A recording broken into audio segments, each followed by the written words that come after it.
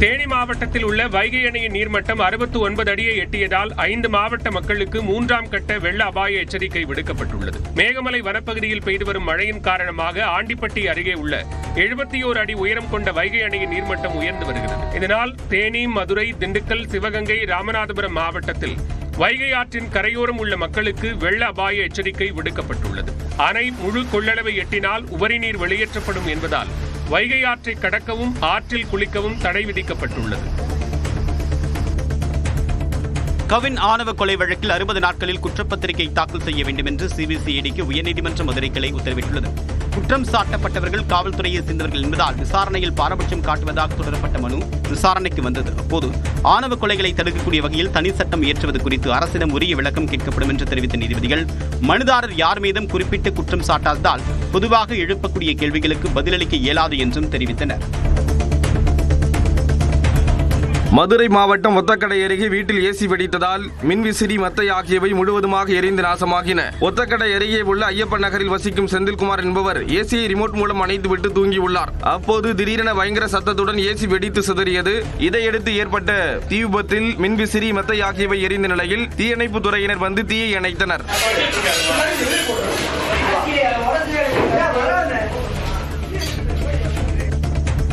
கோயம்புத்தூரில் பிறந்து 11 நாட்களே ஆன பெண் குழந்தையை விற்க முயன்ற பெண்ணை ரேஸ்கோர்ஸ் காவல் நிலைய காவலர்கள் கைது செய்தனர். திருப்பூரைச் சேர்ந்த பிரகாஷ், விஜயசாந்தி தம்பதியினருக்கு ஏற்கனவே 3 பெண் குழந்தைகள் உள்ள நிலையில் 4வது கடந்த மாதம் 26ஆம் தேதி கோயம்புத்தூர் அரசு மருத்துவமனையில் பெண் குழந்தை பிறந்தது. ஏற்கனவே 3 பெண் குழந்தைகள் இருப்பதால் 4வது பிறந்த பெண் குழந்தையை தத்து கொடுக்க பிரகாஷ் முடிவு செய்தார். இந்நிலையில் கோவை அரசு மருத்துவமனையில் அறிமுகமான சிந்து என்ற பெண் மூலமாக குழந்தையை விற்க முயன்ற நிலையில் சிந்து கைது செய்யப்பட்டார். கிருஷ்ணகிரி மாவட்டம் தேன்கனிக்கோட்டை அருகே தனியார் பள்ளி வேன் மோதி சிறுமி உயிரிழக்க காரணமான ஓட்டுநரை கைது செய்ய வலியுறுத்தி உறவினர்கள் சாலை மறியலில் ஈடுபட்டனர். தீங்குட்டையைச் சேர்ந்த சான் பாஷா என்பவரின் 3 வயது குழந்தை ஆபியா தனியார் பள்ளி வேனின் முன் சக்கரத்தில் சிக்கி உயிரிழந்தார். இதையடுத்து பள்ளி நிர்வாகத்தை கண்டித்தும் தனியார் பள்ளி வேன் ஓட்டுநர் மீது கொலை வழக்கு பதிவு செய்ய வேண்டும் என்று வலியுறுத்தியும் 300க்கும் மேற்பட்டோர் அஞ்சட்டி சாலையில் மறியல் போராட்டத்தில் ஈடுபட்டனர்.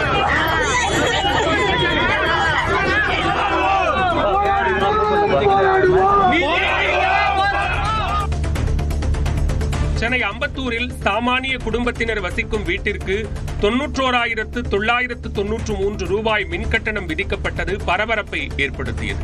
திருவள்ளீஸ்வரர் நகரில் வசித்து வரும் நந்தகுமார் என்பவரது வீட்டில் 2 மாதத்திற்கு ஒருமுறை சராசரியாக 450 யூனிட் மின்சாரம் பயன்படுத்தி வந்துள்ளனர். இந்நிலையில் ஜூலை மாத கணக்கீட்டின்படி 8,370 யூனிட் பயன்படுத்தியதற்காக 91,993 ரூபாய் மின்கட்டணம் செலுத்த வேண்டும் என குறுஞ்செய்தி வந்ததைக் கண்டு அதிர்ச்சி அடைந்துள்ளார். இதுகுறித்து அண்ணா நகரில் உள்ள மின்வாரிய அலுவலகத்தில் அவர் முறையிட்ட நிலையில் அதிகாரிகள் விசாரணை நடத்தி நடவடிக்கை எடுப்பதாக தெரிவித்துள்ளனர். சிவகங்கை மாவட்டம் காரைக்குடி பகுதியில் இருந்து குலதெய்வ வழிபாட்டிற்கு மாட்டு வண்டியில் 72 கிலோமீட்டர் பயணத்தை மக்கள் தொடங்கினர். மதுரை மாவட்டம் அழகர் கோவிலில் ஆடி திருவிழா தொடங்கியதும் வேரங்குடி உள்ளிட்ட 18 கிராமங்களைச் சேர்ந்த நாட்டார்களுக்கு விழாவில் பங்கேற்க கோவிலில் இருந்து திருவோலை அனுப்பப்படுவது வழக்கம். அதன்படி அழகர் கோவில் ஆடி திருவிழாவில் பங்கேற்க வேரங்குடியைச் சேர்ந்த கிராம மக்கள் காளைகள் பூட்டப்பட்ட 21 மாட்டு வண்டிகளில் மதுரை நோக்கி 72 கிலோமீட்டர் பயணத்தை தொடங்கினர்.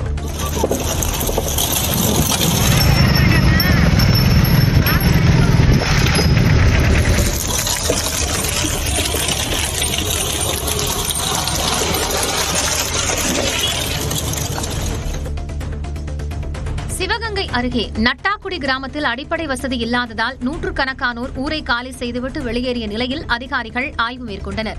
இந்த கிராமத்தில் குடிநீர் பிரச்சினை, பேருந்து வசதி, சாலை வசதி இல்லை என கூறப்படும் நிலையில் பாதுகாப்பு இல்லாததாலும் ஊரை காலி செய்ததாக தகவல் வெளியானது. இந்நிலையில் வட்டார வளர்ச்சி அதிகாரி அருள் பிரகாசம் தலைமையிலான அதிகாரிகள் கிராமத்தில் ஆய்வு செய்தனர்.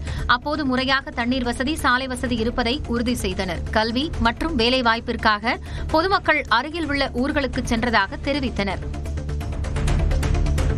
பழனியில் மக்கள் அதிகமாக வசிக்கும் அடிவாரம் பகுதியில் மனித மண்டை ஓடு உள்ளிட்டவற்றை வைத்து மர்ம நபர்கள் பூஜை செய்தது அப்பகுதியில் பீதியை ஏற்படுத்தியது. அம்பேத்கர் தெருவில் நள்ளிரவில் சாலையின் நடுவே மனித எலும்பு துண்டுகளை வைத்து பூஜை செய்த சிலர் அவற்றை அப்படியே விட்டு சென்றுள்ளனர். தகவல் அறிந்த காவல்துறையினர் மனித எலும்பு துண்டுகளை அப்புறப்படுத்திய நிலையில் இதுபோன்ற செயல்களில் ஈடுபடும் நபர்களை விரைந்து பிடிக்க பொதுமக்கள் வலியுறுத்தியுள்ளனர். மதுரை மாவட்டம் கல்லந்திரி அருகே பணம் கொடுக்கல் வாங்கல் தகராறில் இளைஞரை ஓட வெட்டி கொலை செய்த வழக்கில் 4 பேர் கைது செய்யப்பட்டனர். கல்லந்திரியை சேர்ந்த செல்லப்பாண்டி என்பவரிடம் ஆட்டோ வாங்கி தருவதாக கூறி பணம் பெற்ற நபர்கள் 5 மாதங்களாக காலம் தாழ்த்தி வந்ததாக கூறப்படுகிறது. இதனால் பிரச்சனை ஏற்பட்ட நிலையில் ஞாயிற்றுக்கிழமை இரவு செல்லப்பாண்டியை 4 பேர் ஓட விரட்டி மளிகை கடைக்குள் வைத்து வெட்டி கொலை செய்தனர். சென்னை பள்ளிக்கரணை மேடவாக்கம் வேளச்சேரி பிரதான சாலையில் தினமும் ஏற்படும் கடுமையான போக்குவரத்து நெரிசலால் வாகன ஓட்டிகள் கடும் அவதிக்காளாகின்றனர். பள்ளிக்கரணை முதல் நாராயணபுரம் வரையிலான சாலை மிகவும் குறுகலாக இருப்பதாகவும் ஒரே நேரத்தில் அந்த சாலையில் அதிகமான வாகனங்கள் செல்லும் போது போக்குவரத்து நெரிசல் ஏற்படுவதாகவும் கூறப்படுகிறது.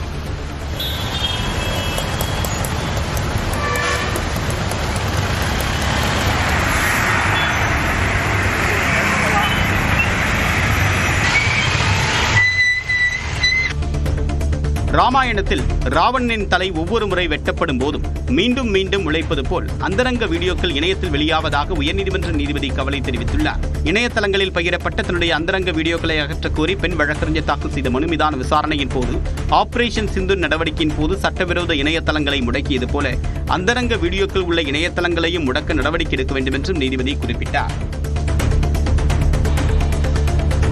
இமாச்சல பிரதேச மாநிலத்திலும் வெள்ளத்தால் கடும் பாதிப்பு ஏற்பட்டுள்ளது. மண்டி பகுதியில் குடியிருப்புகளுக்குள் வெள்ளம் பெருக்கெடுத்து ஓடுவதால் இயல்பு வாழ்க்கை பாதிக்கப்பட்டுள்ளது. கிண்ணவூர் பகுதியில் காட்டாற்று வெள்ளத்தில் மண்ணும் பாறைகளும் அடித்துச் செல்லப்படும் காட்சிகள் வெளியாகியுள்ளன. மண் சரிவு காரணமாக சண்டிகர் மணாலி தேசிய நெடுஞ்சாலை உள்ளிட்ட 266 சாலைகள் மூடப்பட்டுள்ளதாக தெரிவிக்கப்பட்டுள்ளது.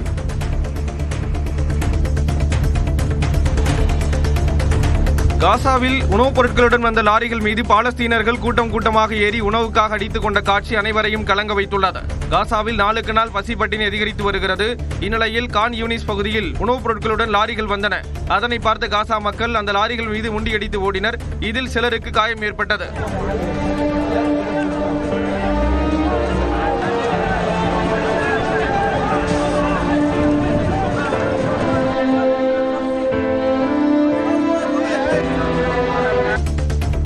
வரும் 14ஆம் தேதி தமிழக அமைச்சரவை கூடவிருப்பதாக தகவல் வெளியாகியுள்ளது. தமிழக அமைச்சரவை கடைசியாக கடந்த பிப்ரவரி 25ஆம் தேதி கூடியது. இந்நிலையில் வரக்கூடிய 14ஆம் தேதி மீண்டும் அமைச்சரவை கூடவிருப்பதாக தகவல் வெளியாகியுள்ளது. சென்னை தலைமைச் செயலகத்தில் முதலமைச்சர் மு.க. ஸ்டாலின் தலைமையில் முற்பகல் 11 மணி அளவில் அமைச்சரவை கூட்டம் நடைபெறும் என்று தெரிகிறது. அமெரிக்காவின் டெக்சாஸ் மாகாணத்தில் இந்தியர்கள் தங்களது புது வீட்டில் புதுமனை புகுவிழா நடத்திய போது ஹோமம் வளர்க்கப்பட்டதை பார்த்த அக்கம்பக்கத்தில் இருந்தவர்கள் தீயணைப்புத் துறையினரை அழைத்தனர். பக்கத்து வீட்டில் இருந்து புகை வந்ததால் தீ பற்றியதாக நினைத்து அவர்கள் தீயணைப்பு வீரர்களை வரவழைத்துள்ளனர். தீயணைப்பு வீரர்கள் அங்கு வந்து பார்த்தபோது அவர்கள் ஹோமம் வளர்த்து வழிபட்டது தெரிய வந்ததை அடுத்து திரும்பிச் சென்றனர். ஜப்பானில் நடைபெற்ற வான வேடிக்கை நொடிப்பொழுதில் பெரும் விபத்திற்கு காரணமாக மாறியது. யோகோஹாமா என்ற இடத்தில் கோடை விழாவை ஒட்டி கடலுக்கு நடுவே 2 படகுகளிலிருந்து சுமார் 25 நிமிடங்களில் 20,000க்கும் மேற்பட்ட பட்டாசுகளை வெடிக்க திட்டமிடப்பட்டிருந்தது. வான வேடிக்கை தொடங்கி 20 நிமிடங்களில் திடீரென்று பட்டாசுகள் இருந்த படகுகள் தீப்பிடித்ததால் வான வேடிக்கை பாதையில் நிறுத்தப்பட்டது. படகில் இருந்த 5 பேர் தண்ணீரில் குதித்து உயிர் தப்பினர்.